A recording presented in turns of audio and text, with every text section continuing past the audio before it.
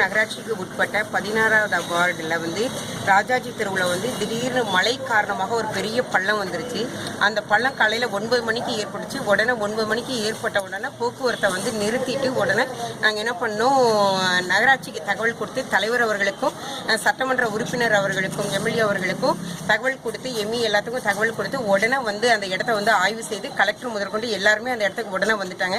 வந்தோன்னா போர்க்கால அடிப்படையில் தமிழக முதலமைச்சர் அம்மா அவர்களின் போர்க்கால அடிப்படையில் உடனே சீர் செஞ்சு இதை மக்கள் போக்குவரத்துக்கு உடனே திறந்து விட்டுருவோம். அதனால மக்கள் போக்குவரத்தை நாங்கள் நிறுத்தினால உடனே பெரிய விபத்து ஏற்படுறதை தடுத்தாச்சு.